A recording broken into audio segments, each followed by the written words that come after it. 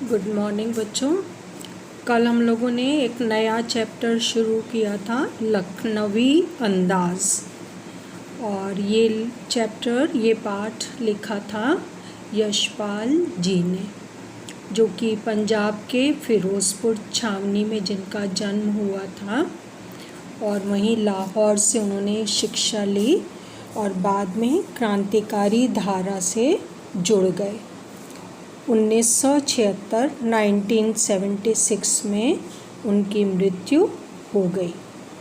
अनेक उनकी प्रसिद्ध रचनाएं हैं, ज्ञानदान, तर्क का तूफान, पिंजड़े की उड़ान, वादुलिया, फूलों का कुर्ता, झूठा सच, अमिता, दिव्या, पार्टी कामरेड, दादा कामरेड, तेरी मेरी उसकी बात आदि। और उनकी भाषा बहुत ही स्वाभाविक और सजीव है। ये कविता एक व्यंग्य है। व्यंग्य की स्पेलिंग ध्यान से देखिए, व्यंग्य इसको हम प्रोनाउंस करेंगे तो उच्चारण क्या है, व्यंग्य। एक होता है व्यंग जिसमें ग पूरा होता है या नहीं होता, उसका अर्थ होता है जोक्स वाला, हास्य व्यंग जो आप मोस्टली जानते हैं। ये वर्ड है व्यंग्य। व्यंग्य का अर्थ होता है उपहास करना, तीखी चोट करना, परिस्थिति का मजाक उड़ाना। तो ये एक व्यंग्य है। इसके बाद हम लोगों ने देखा था कि एक स्टेशन से ट्रेन शुरू हुई, चैप्टर का नाम आया लखनवी अंदाज़। किसी बड़े स्टेशन के आसपास की जगह से ट्रेन शुरू हुई और सेकंड क्लास के एक छोटे डिब्बे को खाली समझकर ज़रा दौड़कर उसमें चढ़ गए। अनुमान के प्रतिकूल, मतलब जैसे सोच रहे थे कि वो तो डिब्बा निर्जन होगा, लेकिन वो डिब्बा निर्जन नहीं था। वो उसमें एक सज्जन बैठे थे जो नवाब जाति के लग रहे थे और उनको ऐसा लगा लेखक को कि उनको भी लेखक का आना अच्छा नहीं लगा। वो शायद पैसे बचाने के लिए सेकंड क्लास में सफ़र कर रहे थे और लेखक कि थोड़ा सन्नाटा मिलेगा तो वो अपनी नई रचना के लिए सोच विचार कर सकेंगे, कोई उन्हें डिस्टर्ब करने वाला नहीं होगा, कोई उन्हें परेशान नहीं करेगा, उनकी सोच पर कोई विराम नहीं लगेगा। इसलिए लेखक भी सेकंड क्लास में सफ़र कर रहे थे। और नवाब साहब के आगे 2 खीरे रखे हुए थे तौलिए पर, जिसे उन्होंने ध्यान से देखा, धोया। उसी ट्रेन में खिड़की से हाथ बाहर निकाल के, खिड़की खुली हुई थी, मतलब आजकल जैसे शीशे होते हैं वैसे शीशे नहीं थे। उन्होंने निकाल के खीरे धोए और फिर उसको छीला और फिर काटा। नमक, मिर्च, ज़ीरे वाला नमक और लाल मिर्च उस पर छिड़की और उसके बाद इनसे पूछा लेखक से कि क्या आप लेंगे, तो लेखक ने कहा कि नहीं, आप ही लीजिए। तो उसके बाद यह है ना लाइन, हम कनखियों से देखकर सोचते थे मियाँ रईस बनते हैं, लेकिन लोगों की नज़र से बच सकने के ख्याल से अपनी असलियत पर उतर आए हैं। मतलब खीरा काटते हुए और उस पर नमक मिर्च छिड़कते हुए ऐसा लगता था जैसे कि वो पूरा खीरे का स्वाद ले रहे हों। जब लेखक से उन्होंने पूछा और तो कहा, वल्लाह शौक़ कीजिए, लखनऊ का बालम खीरा है, मतलब नर्म मुलायम हरा खीरा है, आप लीजिए। बालम खीरा एक खीरे की अच्छी जात है, जात वर्ड भी नहीं कहना चाहिए, मतलब प्रकार है, समझ लीजिए। तो वो देखकर लेखक के मुंह में पानी ज़रूर आ रहा था, लेकिन लेखक चूँकि इनकार कर चुके थे इसलिए अपनी सेल्फ़ रिस्पेक्ट के लिए फिर उन्होंने लेना ठीक नहीं समझा। बोला, इस समय मन नहीं हो रहा है, तलब महसूस नहीं हो रही और मैदा भी ज़रा कमज़ोर है। मैदा का अर्थ होगा पाचन भी कमज़ोर है, इसलिए आप ही लीजिए। नवाब साहब ने सतृष्ण आँखों से नमक मिर्च के संयोग से चमकती खीरे की फाँकों की ओर देखा। खिड़की के बाहर देखकर दीर्घ निश्वास लिया, मतलब गहरी सांस ली, और खीरे की एक फाँक उठाकर होठों तक ले गए, फाँक को सूंघा, स्वाद के आनंद से पलकें मूंद गईं। यहाँ तक हम लोगों ने कल किया। इसमें ख़ास क्या बात है, अभी तक नवाब साहब ने खीरा खाया नहीं है, सिर्फ सूंघा है और उससे उनकी पलकें मूंद गईं। मुंह में भर आए पानी का घूंट गले से उतर गया। इस प्रयास में लेखक के मुंह में नहीं, नवाब साहब के मुंह में जो पानी भर आया था वो गले से उतर गया। तब नवाब साहब ने फाँक को खिड़की से बाहर छोड़ दिया। सोचिए, धोया, छीला, काटा, अगर नहीं खाना था तो इतना सब करने की क्या ज़रूरत थी, लेकिन नवाबियत दिखानी थी तो उन्होंने ऐसा किया। नवाब साहब खीरे की फाँकों को नाक के पास ले जाकर वासना से रसास्वादन कर, वासना से मतलब लालच से, उसका आस्वादन कर खिड़की के बाहर फेंकते चले गए। ऐसे उन्होंने पूरा खीरा फेंक दिया। नवाब साहब ने खीरे की सब फाँकों को खिड़की के बाहर फेंककर तौलिए से हाथ और ओंठ पोंछ लिए और गर्व से गुलाबी आँखों से हमारी ओर देख लिया, मानो कह रहे हों, यह है ख़ानदानी रईसों का तरीका। अब क्या लेखक ने सोचा कि इन्होंने खाया क्यों नहीं, लेखक ऐसे सोच रहे हैं, और नवाब साहब क्या दिखा रहे थे कि समझे, तुम तो साधारण आदमी हो, तुम्हें पता चला कि ख़ानदानी रईसों के खाने का तरीका क्या होता है। तो जब लेखक और नवाब साहब दोनों इस तरह से मौन आदान प्रदान कर रहे थे, मतलब इस समय बातचीत नहीं हो रही थी, सिर्फ हाव भाव से दोनों एक दूसरे के मन की बात को समझ रहे थे। नवाब साहब खीरे की तैयारी और इस्तेमाल से थक कर लेट गए। हमें तस्लीम में सिर खम कर लेना पड़ा। यह है ख़ानदानी तहज़ीब, नफासत और नज़ाकत। तो लेखक ने एक तरह से ये कहा कि हमने सिर पीट लिया, सिर खम कर लेना पड़ा, और कहने लगे क्या यही है, मतलब ये क्वेश्चन मार्क है, ये नहीं कहा जा रहा है कि ये ख़ानदानी तहज़ीब है, नफासत है, नज़ाकत है। कह रहे क्या यही ख़ानदानी तहज़ीब, नफासत और नज़ाकत है, यही नवाबों की शान है, यही नवाबों का तरीका है। ये प्रश्न लेखक के मन में आ रहा था। हम गौर कर रहे थे। अब लेखक सोचने लगा कि खीरा इस्तेमाल करने के इस तरीके को खीरे की सुगंध और स्वाद की कल्पना से संतुष्ट होने का सूक्ष्म, नफीस या एब्स्ट्रैक्ट तरीका ज़रूर कहा जा सकता है।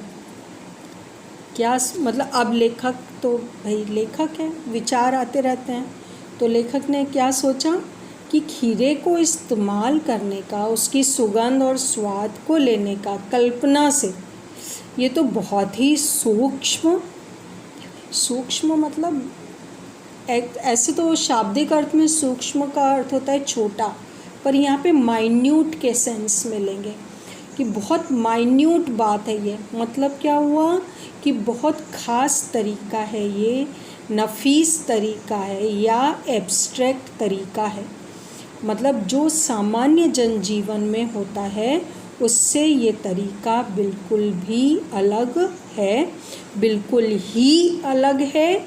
और इस तरह से कैसे कोई खीरे का स्वाद ले सकता है, और ठीक है इस तरीके से खीरे का स्वाद मिल गया। जैसे कई बार होता है किसी उसके पास से, ठेले के पास से खाने की चीज़ से निकलते हैं तो हमें स्मेल मिल जाती है, तो चलो ये ठीक है कि इस तरह से खीरे का आनंद लिया जा सकता है, पर क्या इससे उदर की तृप्ति भी हो सकती है? उदर मतलब पेट, तृप्ति मतलब संतोष, पेट का संतोष मतलब भूख खत्म होना, पेट भरना, तो क्या इस तरीके से करके पेट भी भरा जा सकता है? ऐसा होना तो संभव दिखाई नहीं देता है। नवाब साहब की ओर से भरे पेट के ऊंचे डकार का शब्द सुनाई दिया। अब लेखक और चौंक गया। उसे किस बात की हैरानी हुई? कहाँ तो लेखक सोच रहा है कि चलो इससे भले ही संतोष स्वाद का मिल जाए, लेकिन पेट थोड़ी ना भर पाएगा। लेकिन तभी उनको नवाब साहब की ऊंची डकार का शब्द सुनाई दिया और नवाब साहब ने लेखक की ओर देखकर कहा, खीरा लजीज होता है। लजीज माने टेस्टी, स्वादिष्ट, लेकिन होता है सकील। सकील मतलब गरिष्ठ, गरिष्ठ मतलब भारी, और भारी मतलब वेट में नहीं, डाइजेशन में। कुछ चीज़ें कहा जाता है ना हल्की होती हैं, कुछ चीज़ें भारी होती हैं जिनको पचाना मुश्किल होता है।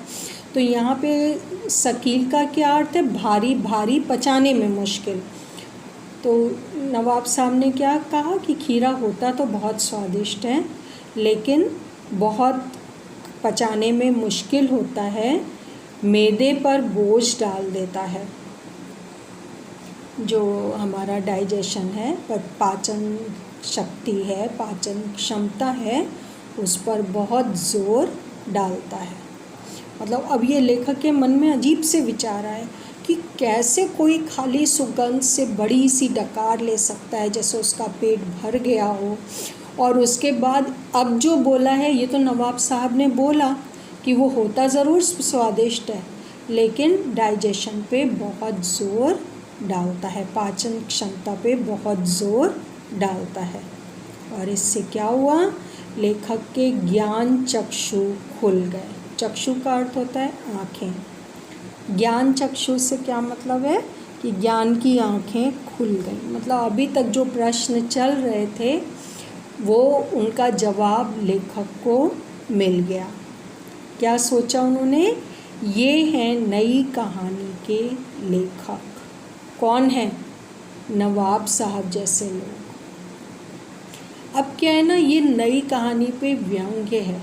जैसे आप लोग कविताओं में पढ़ते हैं तो पहले एक रिदम होता था, भाव होता था, उसके बाद एक परिवर्तन आया, क्रांतिकारी परिवर्तन आया कि कविताएं गद्य जैसी लिखी जाने लगी। आपने देखा होगा, लास्ट ईयर पढ़ा भी होगा, आपके कोर्स में भी कई कविताएं थी। तो कविता के और कहानी के रूप में परिवर्तन होता गया। कभी कभी एक घटना पे पूरी पूरी फिल्म बन जाती है। ये सब एक नयापन है। तो लेखक यहाँ पे कह रहे हैं कि ऐसे ही हैं नई कहानी के लेखक। उनके पास कोई ढंग का विषय हो या ना हो, विषय हो या ना हो, वो बस एक कहानी की रचना कर डालते हैं। खीरे की सुगंध और स्वाद की कल्पना से पेट भर जाने का डकार आ सकता है, तो बिना विचार, घटना और पात्रों के लेखक की इच्छा मात्र से नई कहानी क्यों नहीं बन सकती? मतलब जब बिना खाए इतनी मेहनत की, मतलब आप सोचिए पूरे पाठ में ही वही है। सामने खीरे रखे थे तौलिए पर, फिर खीरे पर हाथ बाहर निकाल के धोए, फिर छीला, फिर काटा, ज़ीरे वाला नमक छिड़का, लाल मिर्च छिड़की और लेखक से पूछा कि आप लेंगे, और उसके बाद उठाया, सूंघा और खिड़की से बाहर फेंक दिया, और उसके बाद पेट भर जाने की डकार ली। मतलब ये सब उपक्रम, ये सब जो तैयारी की, वो क्या सारी व्यर्थ थी? जब फेंकना ही था तो वैसे ही खीरे उठा के फेंक देते। कुछ नहीं किया, सारे प्रयास किए। लेखक को लगता है ऐसी ही नई कहानी के लेखक भी होते हैं। तमाम तामझाम होता है, लेकिन जो खास बात है वो बात उस समय में लेखक को दिखाई नहीं देती है। फिर सोचते हैं लेखक कि हाँ, जब नवाब साहब को संतुष्टि मिल सकती है तो फिर हम लोग को क्यों नहीं मिल सकती है, नई कहानी के लेखक को क्यों नहीं मिल सकती है। अर्थात सभी को प्राप्त हो सकती है। अब इसमें बेटा एक चीज़ ये समझनी है आपको बहुत ध्यान से कि नई कहानी पे ये एक व्यंग्य है। साहित्य में भी नई नई विचारधाराएं आती रहती हैं। जब कोई नई विचारधारा आती है तो जो दूसरी विचारधारा है ना, वो उसकी आलोचना करती है। ये होगा कि नहीं होगा, कि कैसे होगा, क्यों होगा, कब होगा, इस तरह के प्रश्न बहुत से सामने आते रहते हैं।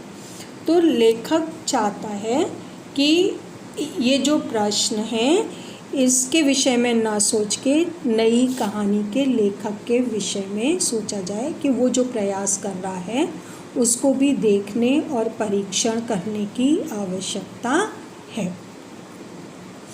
जब मैं आपको बता रही थी कि हर समय में, जैसे जब आप सूरदास और तुलसीदास पढ़ेंगे तो आप देखिए कि कबीर जो हैं वो सूर की विचारधारा की आलोचना करते हैं। वो कहते हैं पाहन पूजे हरि मिले तो मैं पूजूं पहाड़, पत्थर से कैसे भगवान मिल सकते हैं।